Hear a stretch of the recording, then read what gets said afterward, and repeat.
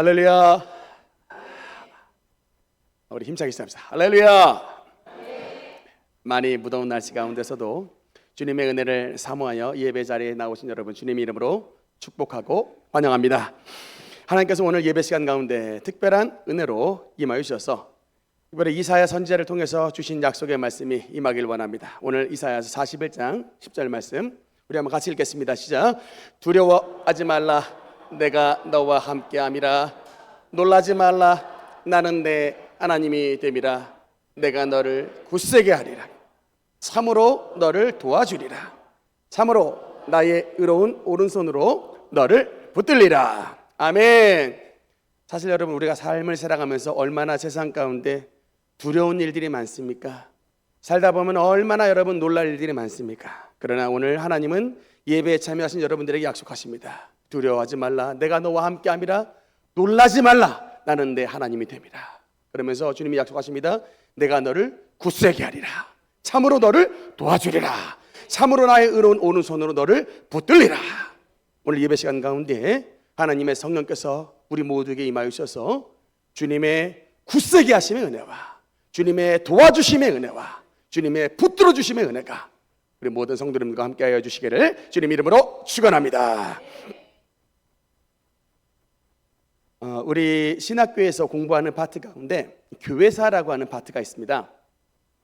그 교회사 파트를 공부를 하다 보면 재밌는 부분이 등장을 하는데, 여러분 혹시 신앙생활하면서 이런 의문을 가져보신 적 있습니까? 목사님, 교회면 그냥 교회 하나면 되지, 무슨 장로교가 있고 침례교가 있고 감리교가 있고 성공회가 있고 루터파가 있고 또 뭐 구세군이 있고 뭐 그리 이렇게 교회가 복잡합니까? 이렇게 의문을 가지신 분들이 있을 수 있는데, 사실 여러분 진짜 복잡하긴 합니다. 그래도 일단 그냥 좋게 말씀을 좀 드리면, 여러분 그 우리 형제들 있죠. 그 같은 한 부모님 밑에 태어난 형제들도 얼굴 생김새가 다 다릅니다. 저와 저희 형님 얼굴이 다르게 생겼죠.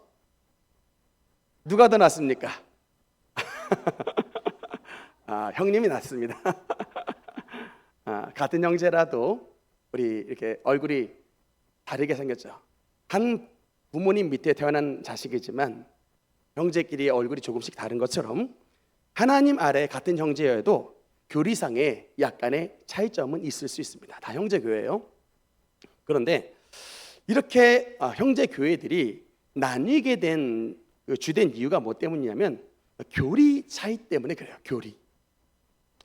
우리나라 그 장로교만 하더라도 원래 장로교가 하나만 있었습니다.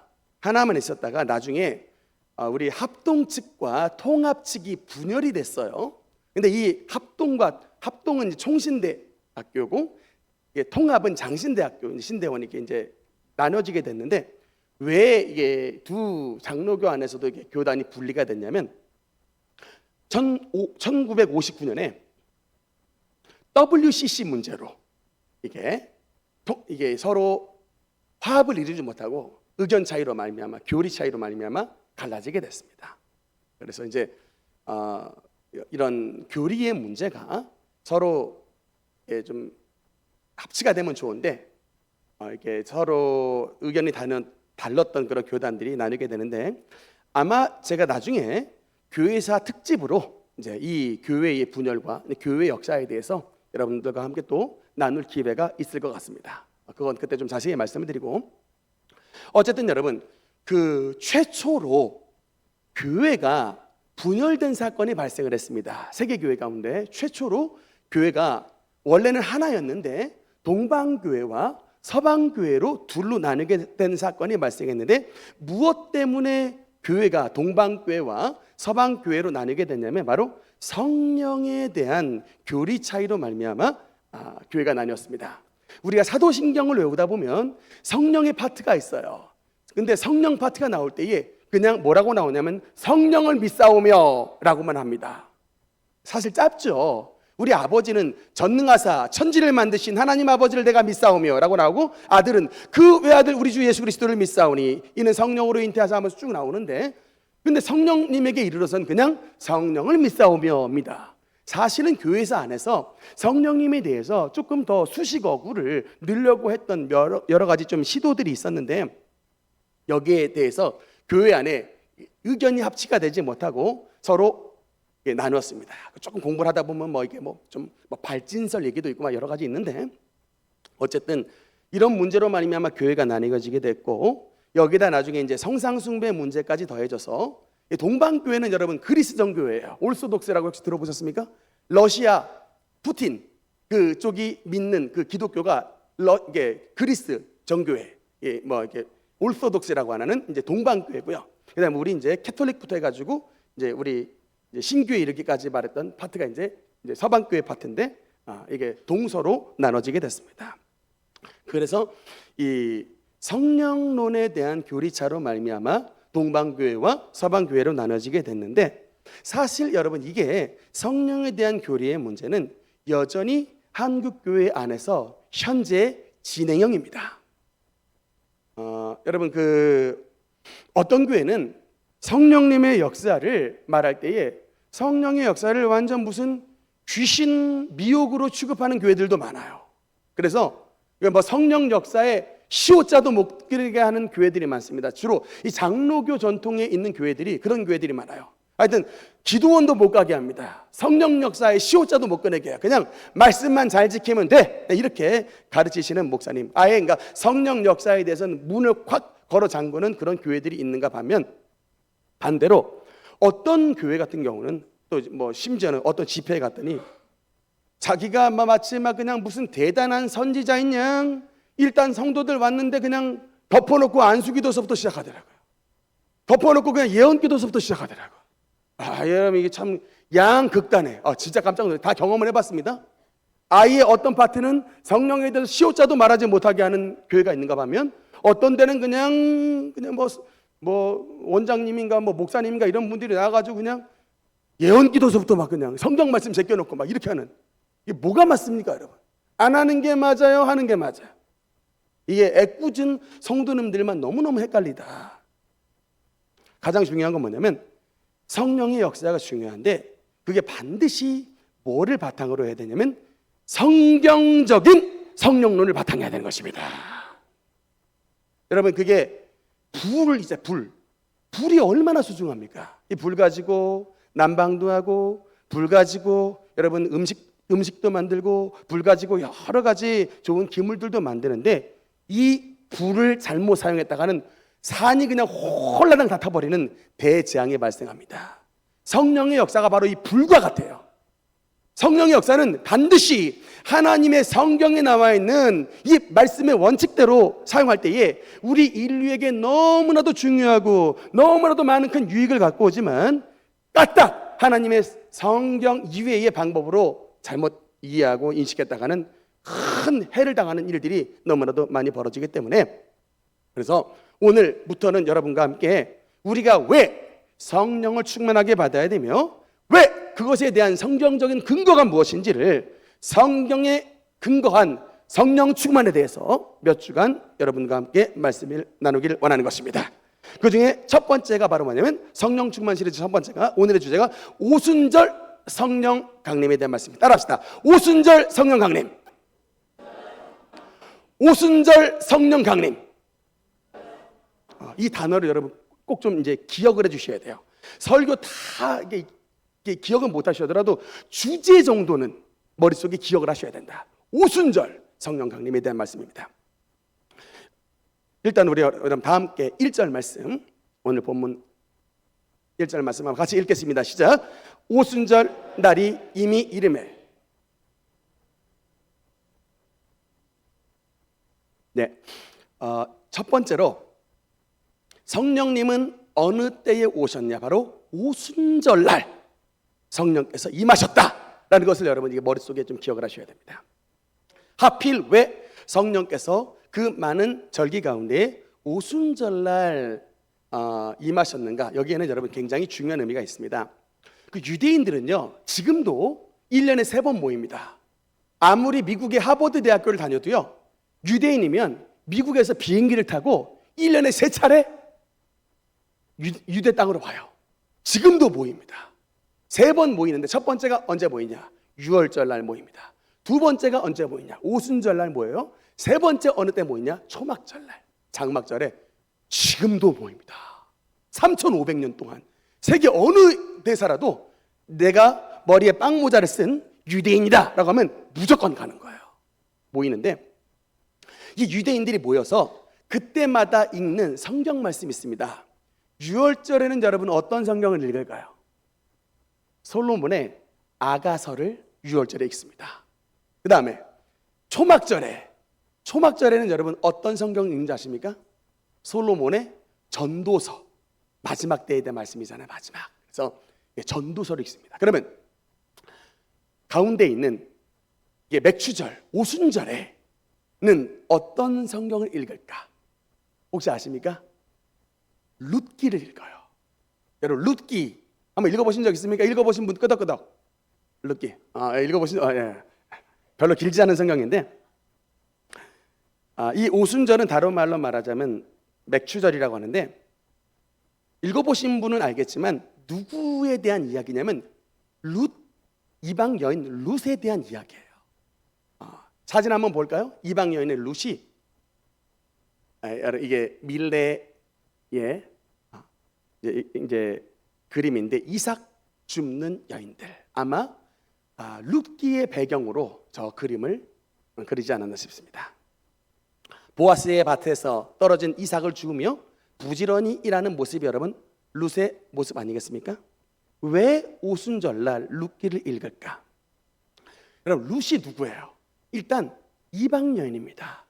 근데 그것도 그냥 이방인이 아니라 모압 여인 출신이에요.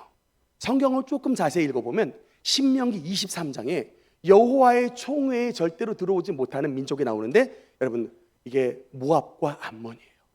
이게 근데 심지어 10대 영원히 그 후손은 여호와의 총회에 들어오지 못한다라고 말했던 민족이 모압 여인인데 룻이 그 모압 여인 출신입니다. 그러니까 이방인들 가운데도 완전히 맨 밑바닥에 모압 여인 출신이에요. 그런데다가 남편 엘리멜렉이 먼저 죽었습니다. 과부가 됐어요. 그래서 시어머니 나오미 따라서 베들레헴에 왔는데 먹을 게 없으니까 여러분 이삭을 주우면서 살았던 굉장히 가난한 여인이 바로 룻이었습니다. 그런데 이 룻이 나중에 누구를 만나게 되냐면 세상에 보아스라고 하는 남편을 만나게 되는데 유대인 가운데 유다 지파에 그리고 굉장히 부자였던 사람이었어요. 그리고 이 보아스랑 결혼했던 이 은혜 덕분에 나중에 이방 여인 룻이 마태복음 1장에 보니까 세상에 예수 그리스도의 족보에 그 이방 여인 룻이 자기의 이름이 등재되는 어마어마한 축복을 누리게 됐습니다. 여러분 왜 그러면 지금 이 오순절 날에 왜 여러분 이 룻기를 읽게 될까? 이것이 우리에게 말씀하시는 바가 뭔지 아십니까? 오순절 날에 마치 하나님께서 우리에게 베풀어 주신 성령 강림을 통하여 베풀어 주신 은혜가 이방인이었던 룻, 가난하고 과부였던 룻이 보아스를 만나 하나님의 은혜를 누렸던 것처럼 그런 은혜를 오순절 성령 강림을 통하여 저와 여러분에게 허락해 주신다라고 하는 것입니다. 이방 여인으로 그치는 것이 아니라 여러분 하나님의 택한 유대인의 부인이 됐어요.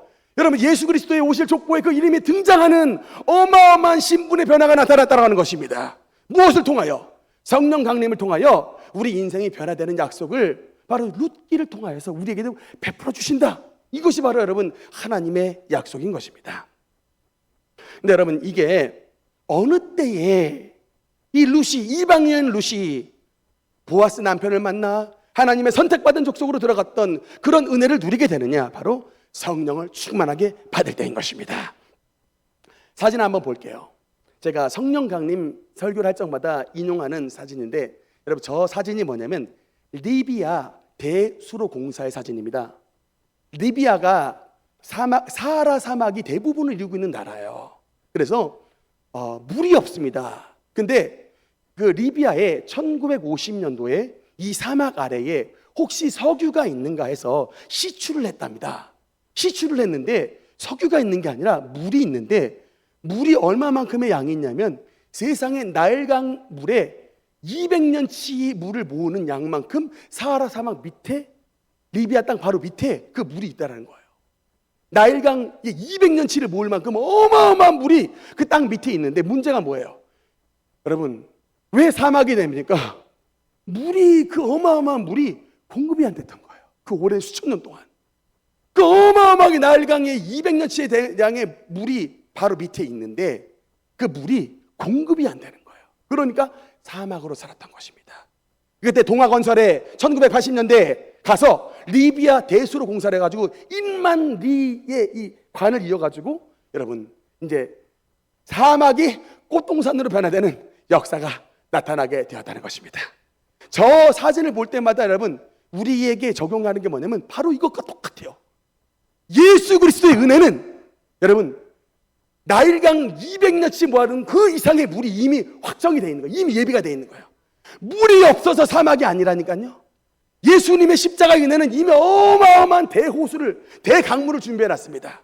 그런 대강물의 물이 여러분 왜 그렇게 많이 있는데 우리는 이토록 메마른 삶을 살아가냐는 거예요. 수로가 연결이 안 돼서 그런 거예요. 수로가 여러분 이 수로의 역할을 하시는 분이 뭐라 바로 하나님의 성령인 것입니다. 성령은 구원을 적용시켜 주시는 분입니다. 성령은 우리의 삶에 생수를 공급해 주시는 분이십니다. 하여튼 하나님의 성령의 은혜를 받으면 수도꼭지의 물이 열리게 되는 것이에요. 관이 연결되게 되는 것입니다. 어마어마한 예수 그리스도의 은혜가 우리 삶 가운데 부어지게 되게 되는 것입니다. 지금 신앙생활하는 가운데 분명히 교회 다니시는 분 가운데 광야와 같이 사막과 같이 사시는 분이 있어요. 분명히 있습니다. 가정이 사막이 됐고 직장이 사막이 됐고 건강이 사막이 돼서 메마르고 삶이 사막이 돼서 그야말로 그냥 꽃 풀 한 폭이 안 나는 것 같은 어마어마하게 메마른 삶을 살아가는 분들이 많습니다. 예수님은 우리를 꽃동산과 같이 변화시킨다고 했는데 왜 우리가 지금 사막과 같이 삽니까? 여러분 이 문제로 말미암아 시험에 들었던 사람이 바로 서목사예요. 이 문제로 말미암아 시험에 들어서 교회를 떠났던 사람이 서목사입니다. 왜냐하면 모태신앙이었잖아요. 어머니 뱃속서부터 교회를 다녔습니다. 20년이 지나도 가정이 안 피는 거예요. 다른 사람들은 어렵게 살다가도 10년, 20년 지나니까 피는데 우리는 절대로 안 펴요. 저 지금도 기억이 납니다.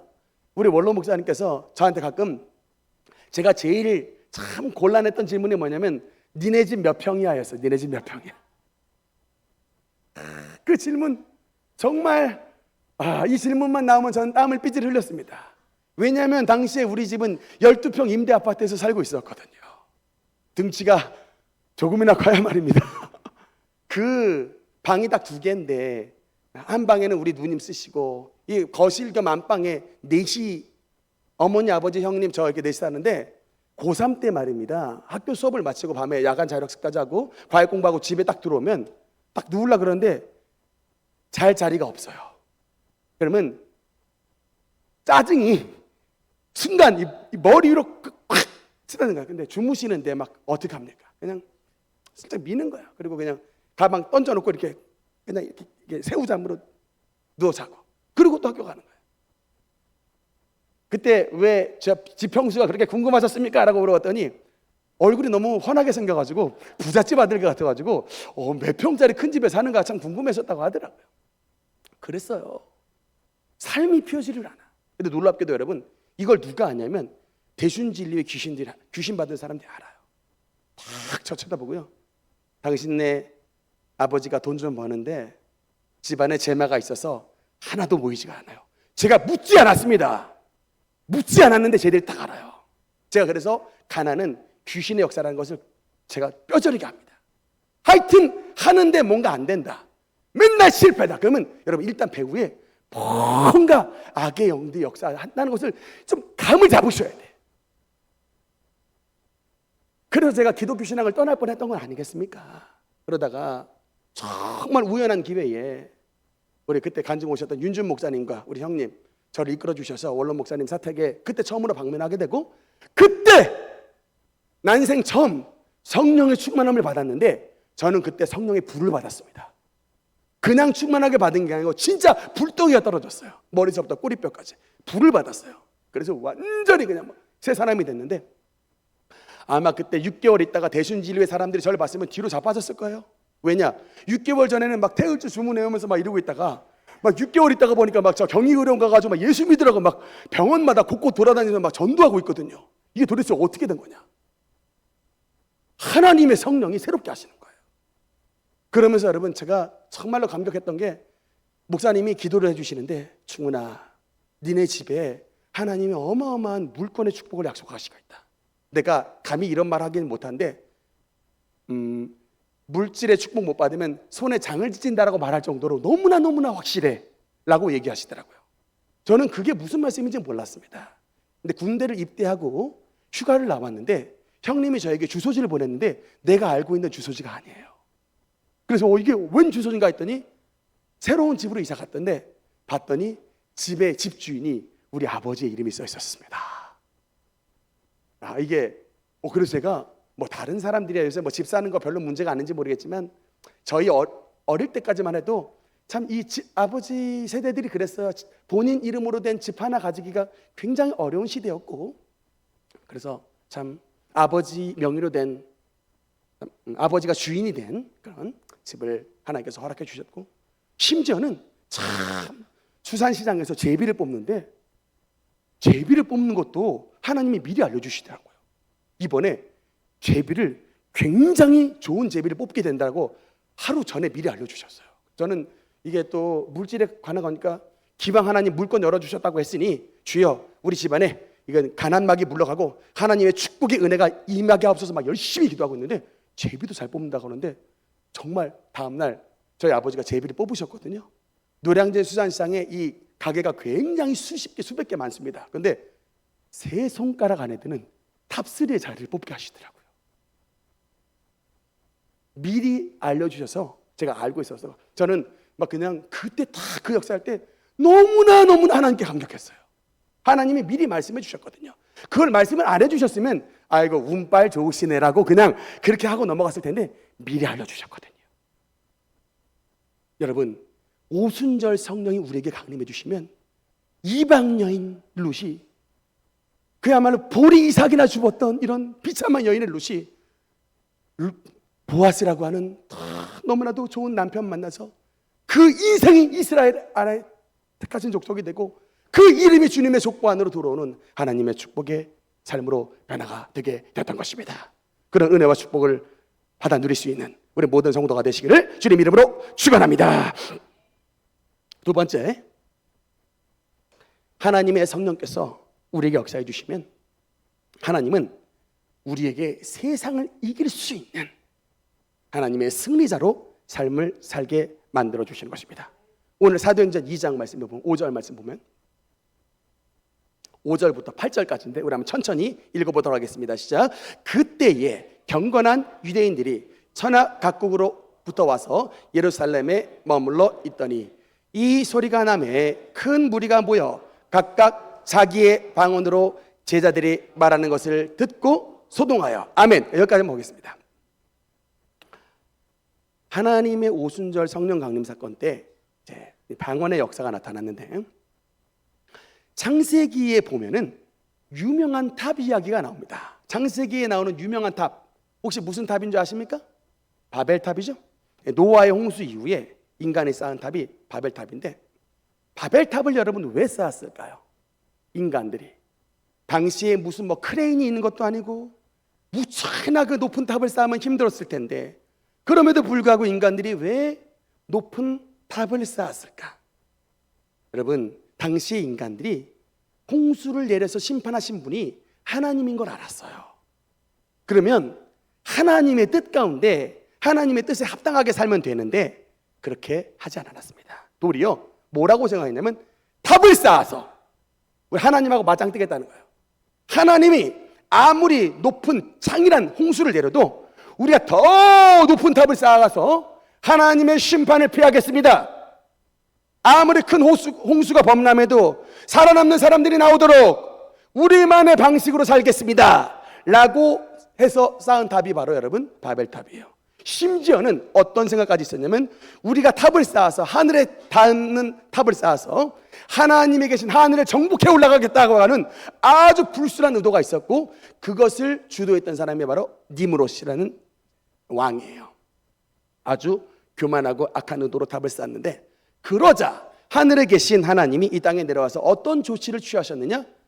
언어를 바로 흐트러 버렸습니다. 원래 이 땅에 언어가 하나였는데 그때부터 언어의 분화가 시작이 됐던 거예요. 지금 영어니 중국어니 아랍어니, 우리 고등학생만 돼도 막 제2 외국어 공부하느라고 굉장히 고생이 많는데, 이 바벨탑 사건만 없었으면 우리가 제2 외국어를 공부할 일이 없는데, 이 니므롯을 필두로 한 이 바벨탑 사건 때문에 언어가 세 개로 나눠지게 돼서 이렇게 이제 언어가 통하지 않는, 이렇게 이제 통하는 사람들끼리 뭉쳐 살게 된 그런 일이 벌어졌는데, 오순절 성령 강림 사건 때 어떤 일이 발생하느냐?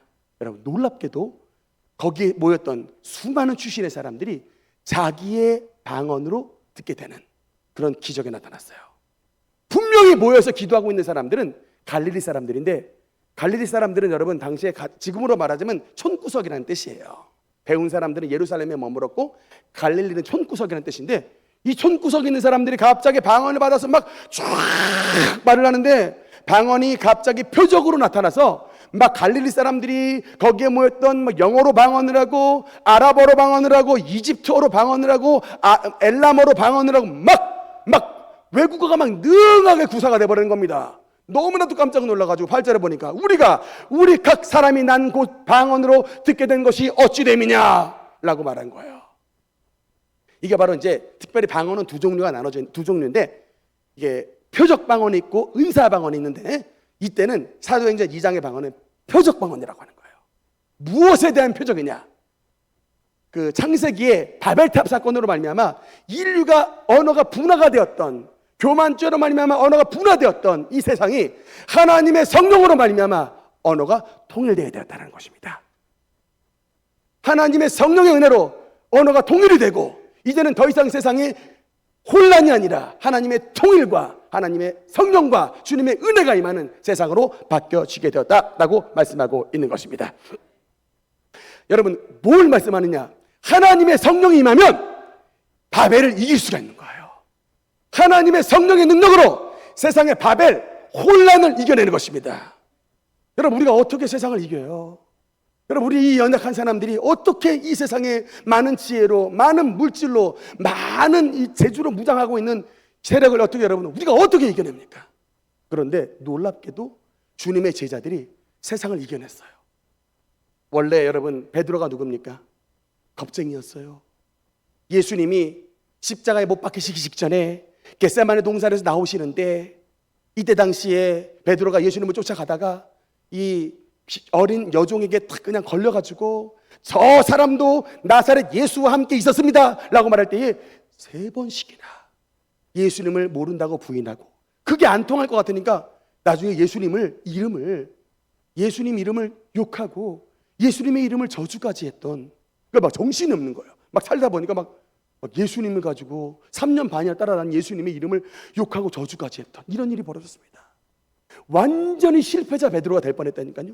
그런데 여러분, 사도행전 2장에 만나는 베드로가 뭐예요? 한 번 설교했을 때에 3,000명이 회개가 되는 역사가 나타났습니다. 여러분, 그런 역사가 무엇을 통하여 이 겁쟁이 베드로가 이렇게 강력한 담대한 하나님의 사도 베드로로 바뀌었던, 이 사이에 뭐가 어떤 일이 있었습니까? 바로 오순절 성령의 강림으로 말미암아 성령 충만 받았던 거예요. 성령 충만 받으니까 그 겁쟁이 베드로가 세상을 이기는 하나님의 사도로, 대사도로 바뀌었던 것입니다. 주님의 12제자들 다 무서워서 여러분 그 마가의 다락방에 나가지 못했던 사람인데, 하나님의 성령을 받고 나니까는 전부 다 할 것 없이 어떻게 됐느냐? 다 순교를 결심하고, 사도 요한 외에는 전부 12제자들이 다 순교했었습니다. 지난주에 제가 설교 말씀드렸을 때 그 신안군 그 임자면에 임자진리교회 말씀을 드렸잖아요.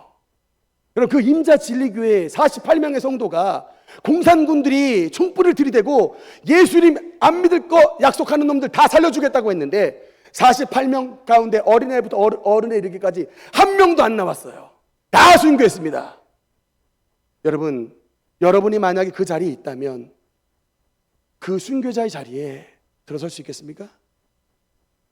확신이 없어요. 저는 이탈자들이 속출했을 것 같아요. 근데 한 명이라도 이탈하면 이탈자들 계속 나옵니다. 이게 진짜 여러분 이게 문제라니까요. 한 명이라도 이탈하잖아요. 그러면 이탈자들이 속출하는 거예요. 어린 나이에서부터 어른에 이르기까지 이탈자가 한 명도 나오지 않고 48명에 해당되는 성도들이 그 공산군들이 찌르는 죽창과 총에 맞아 다 죽으셨습니다. 여러분 왜 이게 가능했을까요? 왜 순교가 가능했을까? 성령 받은 사람이기 때문에 그래요. 성령이 그 마음속에 예수 그리스도를 너무나도 확실히 증거하셔서 그 가슴 속에 예수의 영이 인을 받은 사람들이니까 부정할 수가 없는 거예요. 어떻게 예수님을 부정합니까? 우리가 어떻게 예수님을 부정하냐고요? 우리가 어떻게 여러분 공산주의를 인정합니까? 그리고 어떻게 예수님을 부정하냐고. 차라리 죽지. 그래서 순교가 됐던 거예요. 이런 사람들이 여러분 세상을 이기는 믿음이 된 겁니다. 그런 순교자들이 있었기 때문에 그 임자도에 여러분 용서하라 비석이 세워지잖아요. 그 임자 진리교회에 교회가 여러분 순교자의 교회가 나오지 않습니까? 오늘날 우리 대한민국의 교회들이 왜 이렇게 약할까? 왜 이렇게 신앙의 이탈자들이 속출하고 이렇게 뉴스들이 부끄러운 모습들을 많이 하는가? 여러분 다른 게 아닙니다. 여러분 다른 게 아니에요. 정말 성령의 충만함을 잃어버렸기 때문에 그래요.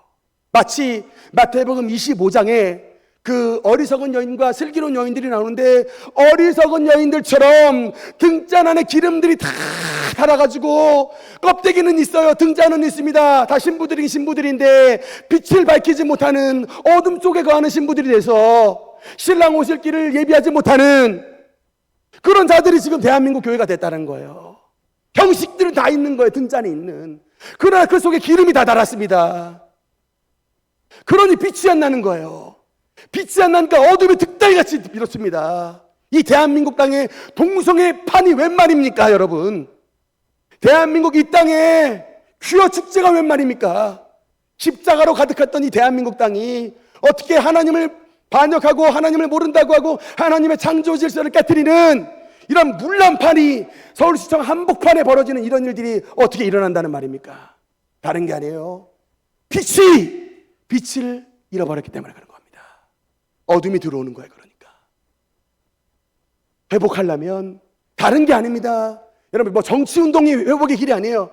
오늘서부터 주님 앞에 무릎을 꿇고 다시금 잃어버렸던 성령의 기름을 등잔 안에 채워 넣으셔야 되는 것입니다.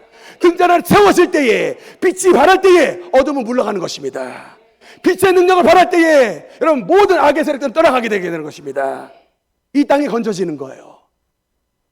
교회가 회복되고 교회 영광이 회복되고 자녀들이 다시 주님 앞으로 돌아오게 되는 것입니다. 청년들 지금 다 떠나가고 있어요. 왜? 어른들에게서 더 이상 볼 게 없다는 거예요. 어른들에게서. 집에서는 권사고 집에서는 장로인데 교회 나가면 직분자로서 대접받 받지만 집에 들어오면 전혀 모습이 다르다니까요. 그런 모습들 본 자식들이 교회 안 와요. 근데 문제는 뭔지 아십니까? 이렇게 말씀을 듣고 가도 우리 교회조차 한 발자국을 못 움직여요. 성도들이. 이게 문제입니다. 이제 등잔 안에 기름을 채워야겠다라고 마음을 이제 설교 말씀을 듣고 갔으니까 해야 되는데 그런 기미들이 보이지가 않습니다. 그냥 말씀은 말씀이고 집에 가면 여전히 집안에 있는 본인의 루틴대로 살다가 또 일주일 있다 또 오시는 거예요. 교회에서 기도하면은 여러분 영적인 것들이 좋지가 않아요. 우리가 40일 여리고 기도를 했습니다. 여러분 40일 여리고 기도회를 통해서 우리가 무너뜨리길 원하는 죄악의 여리고 질병의 여리고 가정 불화의 여리고 여러분 뭐 물질의 여리고 교회 이 침체의 여리고들 무너뜨리길 원했는데 여러분 이 여리고를 무너뜨리시는 능력 이 능력이 바로 하나님의 성령님을 통하여 우리에게 부어지게 되는 것입니다. 성령 충만해야 이 여리고가 무너지게 되는 것입니다. 죄와 싸워 이기고 질병과 싸워 이기고 가정에 있는 모든 불화 몰아내고 교회 침체의 여리고 몰아내고 가난과 저주의 사슬을 이겨낼 수가 있는 그 능력이 바로 하나님의 성령님을 통하여 우리에게 오게 되는 것입니다. 근데 여러분 그 성령님이 올라오면 여러분 어떻게 성령 충만 받느냐? 사도행전 1장 14절 말씀해 보니까 여러분 사도행전 1장 14절에 그 주님의 사도들과 주님의 사람들이 기도했던 모습들이 있습니다. 한번 같이 읽겠습니다. 시작. 여자들과 예수의 어머니 마리아와 예수의 아우들과 더불어 마음을 같이하여 오로지 기도에 힘쓰더라. 아멘. 이게 바로 뭐냐? 오순절을 준비했던 성도들의 모습이에요. 이 말씀을 탁 기록해놨습니다. 사도행전 1장 14절에. 딴 것 안 했다는 거예요. 여자들이 기도에 앞장섰기 때문에 맨 먼저 나왔던 것 같습니다. 여자들과 예수의 어머니 마리아와 주님의 모든 아우들과 제자들과 더불어서 한 마음으로 딴 거 안 하고 오로지 기도에 힘쓰다라. 애를 무지하게 썼다는 거예요. 기도에. 오늘날 대한민국 교회에 정말 여러분 기도에 힘쓰는 성도 찾아보기 어렵습니다. 대한민국 교회에 기도에 힘쓰는 성도가 찾아보기 어려운데, 반대로 여러분 우리 교회가 대한민국에서 가장 부흥하는 교회가 되기 원하면 여자들과 예수의 어머니 마리아와 예수의 아들과 더불어 마음을 같이하여 오로지 기도에 힘쓰니라. 이 말씀이 바로 저와 여러분 우리 능력교회의 말씀이 되어야 하는 것입니다. 기도에 힘쓰시는 우리 모든 성도가 되시길 주님 이름으로 축원합니다. 새벽 기도에 여러분 나와주세요. 여러분 새벽 기도 못 나오시면 금요 기도회라도 여러분 매번 나오십시오. 정말 기도하는 성도가 망하지 않습니다. 기도하는 교회가 망하지 않습니다. 기도하는 교회는 반드시 승리합니다. 기도하는 교회는 세상을 변화시킵니다. 살아있는 교회는 여러분 기도하는 교회입니다. 우리 모든 성도 여러분, 제가 너무나도 안타까운 게 뭐냐면 대부분 성도가 문제를 당하면 교회 와요. 가정에 문제 생기고 직장에 문제 생기고 사업에 문제 생기고. 제가 근데 너무나도 안타까운 게 평상시에 신앙생활 열심히 하여 등잔 안에 기름이 가득 채워졌다면 이 어둠의 세력이 여러분의 가정 안에 못 들어왔을 텐데, 왜 어둠의 공간을 만들어놔서 어둠에게 침투당하고 난 다음 질병 때문에, 가정 문제 때문에, 사업 문제 때문에, 가난 때문에 여러 문제에 무다를 안고 오셨냐라고 하는 거예요. 빛이 강하게 비추면 어둠이 들어오지 못하는데 왜 빛을 잃어버려서 다 잃어버리고 다 당하고 나서야, 물론 당하고 나서 온 것만으로도 다행한 일이 있긴 하지만 예방접종을 미리 맞을 수 있는데 왜 다 잃어버리고서 지금에 늦게 오시냐는 거예요. 하나님의 성령의 빛이 충만한 자는 오직 성령이 너에게 임하시면 너희가 권능을 받고 예루살렘과 온 유대와 사마리아와 땅끝까지 이르러 내 증인이 되리라. 하나님의 권능 있는 사람으로 만들어 주시는 것입니다. 성령 받으면 권능이 임합니다. 여러분 우리 능력교회의 이 능력이라는 단어가 이 권능하고 똑같은 단어인데, 원어로 말하자면 두나미스라는 단어예요. 이 두나미스라는 단어에서 뭐가 나왔냐면 다이너마이트라는 단어가 나왔습니다. 붕! 폭파시키는 거예요. 여기 예전에 아파트 짓기 전에 아래 안반이 있어가지고 여기 아래 다이너마이트 넣어서 폭파시켜서 깨트린 다음에 이 집을 세웠습니다. 그냥 이게 포크레인 파서는 깨지지 않는 강력한 안반이 다이너마이트의 능력으로 뻥 깨뜨려서 여러분 그것을 다 제거해 버렸듯이 하나님의 성령이 우리에게 임하시면 우리에게 권능을 주시는 것입니다. 어떤 견관진도 무너뜨리는 하나님의 능력이 여러분의 삶 가운데 나타나게 되게 되는 것을 믿으시기 바라는 것입니다. 말씀의 결론을 맺겠습니다. 사랑하는 성도 여러분, 하나님의 오순절 성령 강림의 사건으로 말미암아 이 땅에 교회가 탄생이 됐습니다. 오순절 날은 교회의 생일인 것입니다.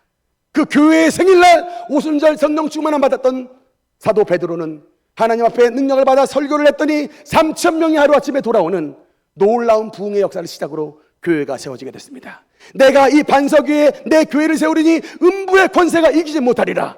예수님의 약속이 바로 성령의 강림을 통하여 베드로의 삶 가운데도 나타나게 되었다는 것입니다.